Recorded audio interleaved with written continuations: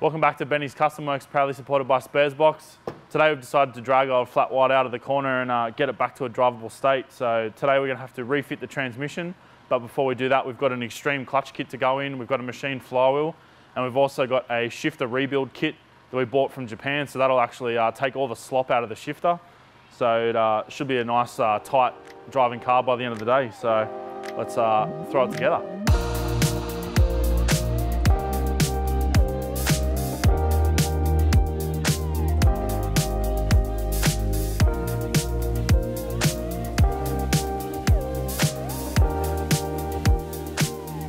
Do you think that might be worn out? Well, that's the old shifter bush. It's super common for the shifter bushes to die in the Cappuccino. They've got a rubbery type bush that sits in the bottom of the shifter and then one in the top of it. This is what's left of the bottom one, so it's just basically rotted from age. They're not designed to go for 30 years. Like, this stuff's pretty crusty material now, so just going to bin that and fit our replacement kit.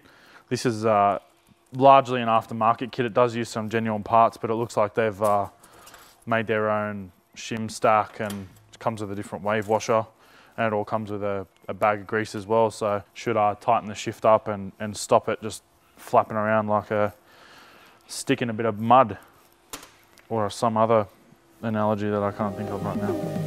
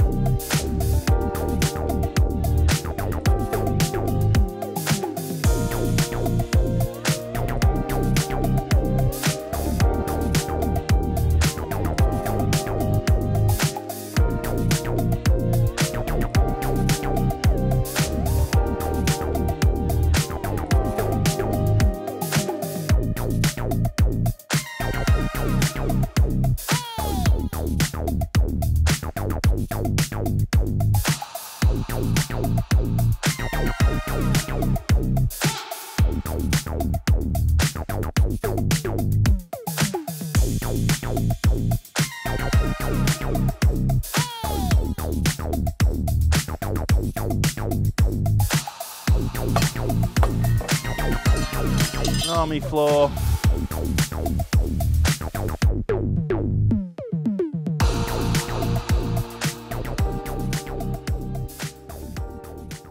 We've got our original clutch and flywheel out of the Cappuccino now. Because I generally hoard way more parts than I actually need for every car I own, I had a standard flywheel there ready to go, so sent this down to the local clutch and flywheel place, and they've machined it up for us, so it's now got a nice clean finish on it, suitable for a new clutch install. This is the just an extreme organic heavy duty, so this is a direct replacement kit. It's got a higher clamp load on the cover as per standard sort of heavy duty covers. Obviously this is the original one that came out of it. I'd say it was the original one fitted from factory, and it's got some pretty gnarly burn marks on it.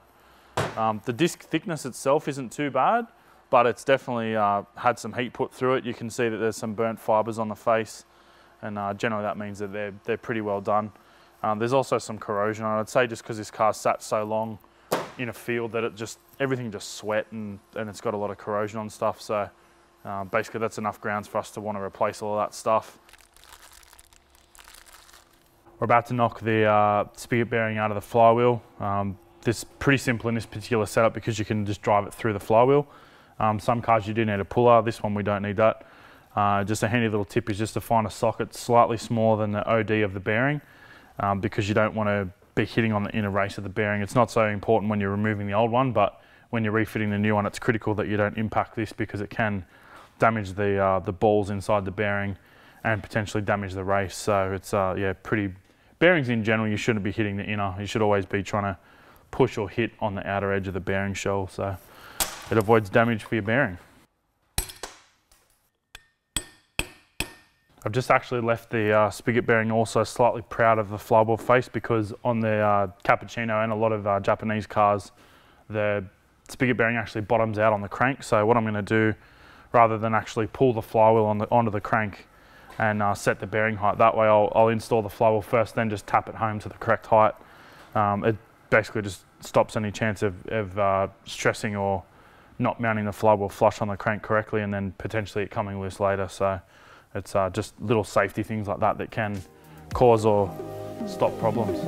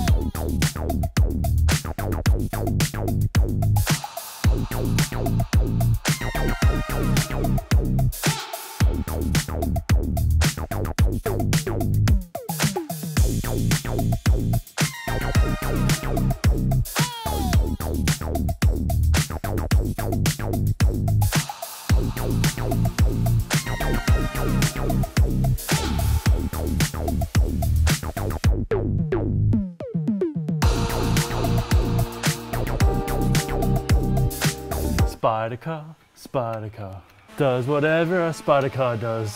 Oh, Disney's gonna sue me again.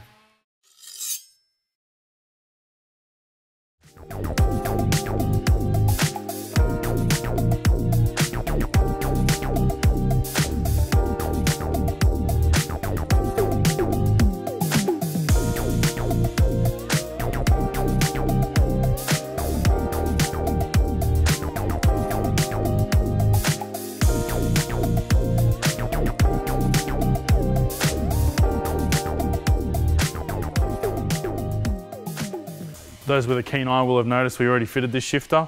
As it turns out, you've actually got to put this in after you put the transmission in. This sort of gear comes with pulling a car apart 9 months ago and then putting it back together, so it slows stuff down a little bit, but as long as you're sort of mindful of it, you can pick it up early and it doesn't cause you more dramas down the track. But we'll slap this in, put the cross member in, put the tail shaft in, put some oil in, and it's pretty much done.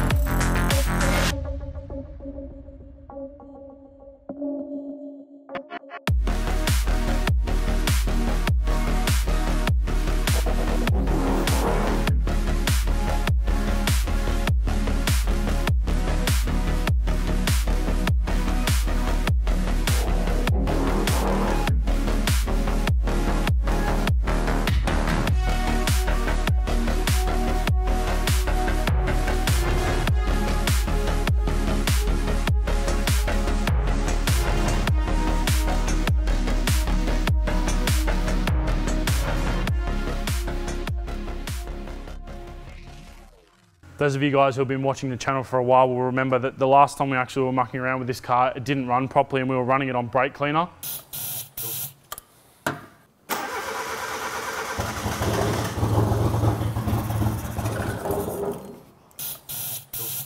From running it on brake cleaner, we never had it fully operational. So this is basically going to be, along with having the transmission and the clutch back in, this is going to be a test of the fuel injectors and actually running it for the first time properly. So just going over and checking the levels and stuff like that before we fire it up, because it hasn't run for quite a while. All the levels look all right. The oil looks fairly fresh.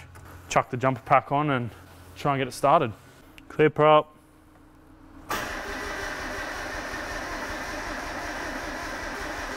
Doesn't love that. You know, I need a battery. Fail.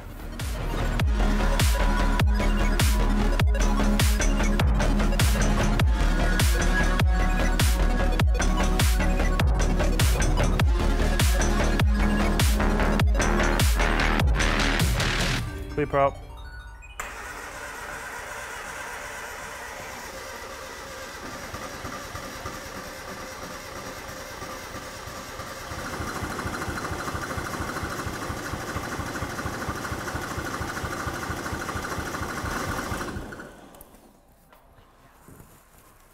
So it's not quite as happy as I was hoping. I'm thinking that the injectors, because they've sat for so long, they're going to need a good clean. Luckily, I've got a little injector cleaning and test bench there, so we'll run the injectors up and at least be able to test them out of the car. Like it'll run them basically the same way they were operating inside the car. So that'll be a good little way for us to test them without mucking around for hours in the bay. They're pretty simple to pull out of this anyway, so it's not going to be a massive disaster to remove them.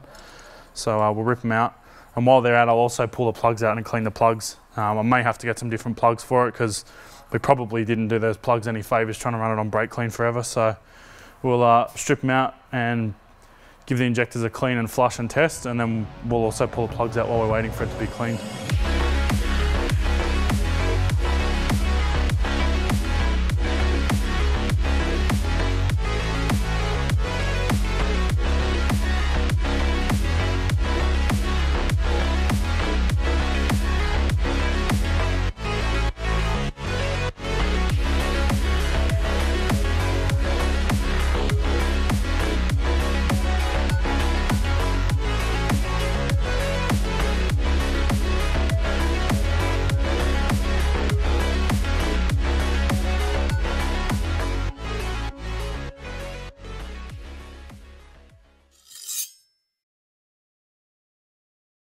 We've just conducted an initial flow test of these injectors, and this injector here doesn't flow anything at all. So basically what we're going to do now is remove the little filter baskets out the back of the injectors, and then we're going to put them in a ultrasonic bath and leave them to basically clean in the bath for probably 10 or 15 minutes.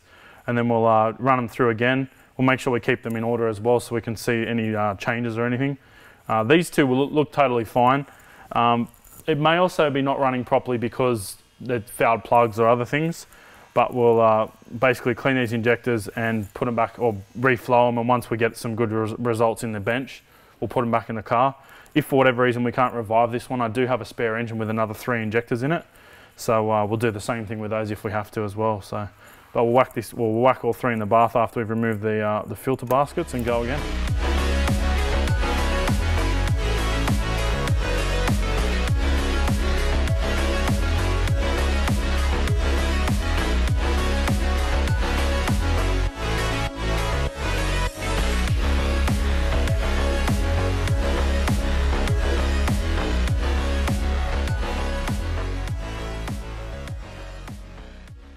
We've had these injectors in the sonic bath for about 10 minutes now, and there's all sorts of floaties, and the cleaning fluid's really murky, and that was new cleaning fluid when we put these injectors in, so that's actually a good sign. If it was clean, I'd almost be worried. So with that in mind, now we're going to throw the injectors back in the bench and just give them a quick cycle and see how they're going. If they're flowing pretty evenly, we'll just sort of run them through. But if they're not flowing evenly, we can actually leave the bench on for a while and run test fluid through them, and that also cleans the injectors as well. So what we're going to do now is just put them back in the rack and give them a run.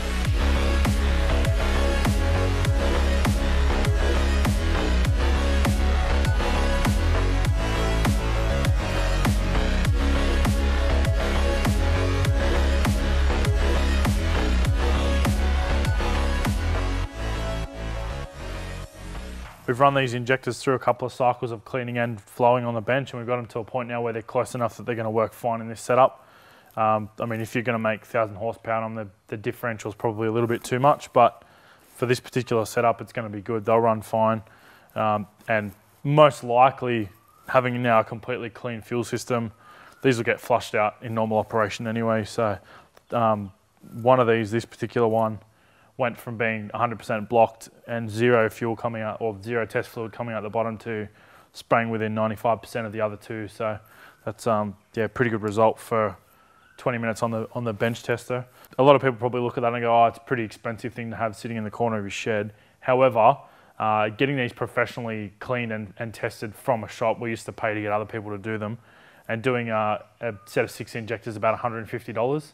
That machine costs about $550 online. So if you paid for more than 2 or 3 sets of injectors to be clean and flushed, it's probably actually worth buying one.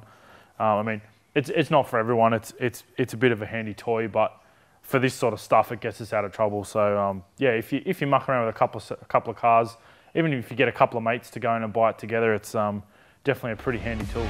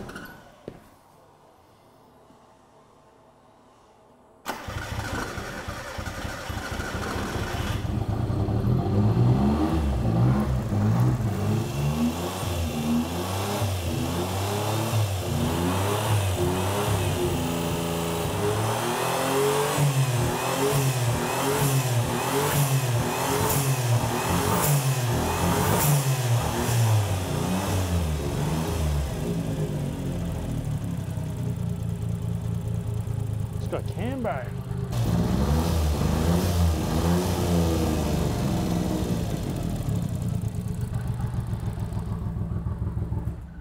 Well, it kind of runs. Well, that's us pretty much done for another day. We've got heaps back together. It's not quite to the point where it's drivable yet. There's a few little issues I've found, a few little coolant leaks and stuff that I want to take care of.